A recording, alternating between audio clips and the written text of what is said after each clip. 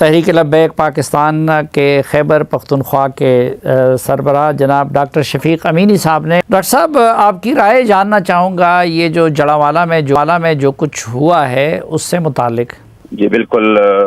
صافی صاحب جو بھی ہوا ہے اور جو افسوسناک واقعہ ہوا ہے تقریباً اس میں تو کوئی دو رائے نہیں ہے، انتہائی قابل مذمت واقعات ہے اور جتنی بھی مذمت کی جائے وہ کم ہے۔ ڈاکٹر صاحب یہ کیوں ہو جاتا ہے؟ کیونکہ اللہ کے پیارے نبی صلی اللہ علیہ وسلم نے ایک طرف تو جو غیر مسلموں کے ایک اسلامی ریاست میں حقوق کے بیان کیے ہیں، اور پھر پاکستان کے اندر تو جو غیر مسلم ہے وہ ذمہ بھی نہیں ہے، معاہد ہے، تو یہ مسلسل اس طرح کے واقعات آپ کیا سمجھتے ہیں کہ اس کے اسباب کیا ہیں؟ اصل میں صافی صاحب دو باتیں ہیں جو پہلے مرحلے میں، وہ یہ ہے کہ پہلے تو یہ ہے کہ ایک معاہد،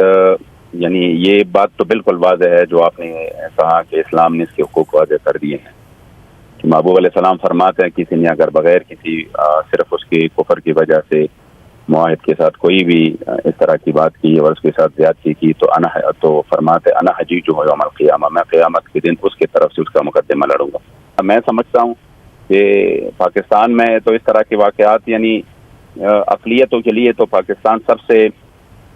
ایک محفوظ ملک بھی ہے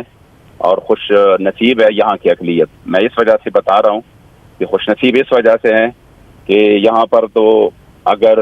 ہم پڑوسی ملک میں دیکھیں، بھارت کے صوبے میں دیکھیں، پچھلے چند مہینوں میں منی پور میں تقریباً 300 چرچ جلائے گئے، 300 سے زیادہ چرچ، ہزاروں عیسائیوں کو بے گھر کیا گیا،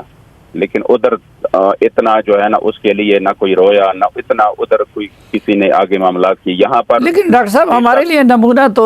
پڑوسی ملک نہیں ہے، ہمارے لیے نمونہ تو حضور نبی کریم صلی اللہ علیہ وسلم کی ذات مبارکہ اور خلفائے راشدین ہے۔ میں اپنی بات جی بالکل، میں یہ بات کر رہا ہوں نا کہ یہاں خوش نصیب اس وجہ سے ہیں، خوش نصیب اس وجہ سے ہیں کہ یہاں پر چرچ جلائے گئے جو کہ انتہائی قابل مذمت فعل ہے،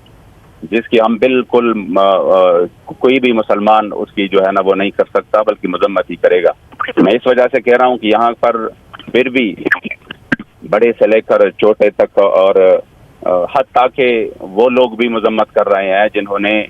یعنی 260 ورثکر کو زندہ جلایا، وہ بھی مذمت کر رہے ہیں۔ وارثین منبر و محراب بھی مذمتیں کر رہا ہے کہ یہ ٹھیک نہیں ہوا ہے، حالانکہ مسلمانوں کے ساتھ یہاں پر اکثر اس طرح کے واقعات ہوئے ہیں کہ ان کے سامنے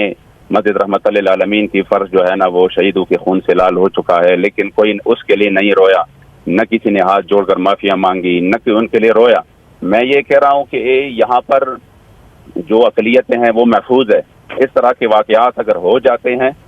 جو کہ نہ ہونے چاہیے، پھر بھی آواز بھرپور طریقے سے اٹھ جاتا ہے اور اقلیتوں کی حقوق کے لیے تمام لوگ جو ہے نا وہ بیک آواز سامنے۔ بہت شکریہ جناب ڈاکٹر شفیق امینی صاحب۔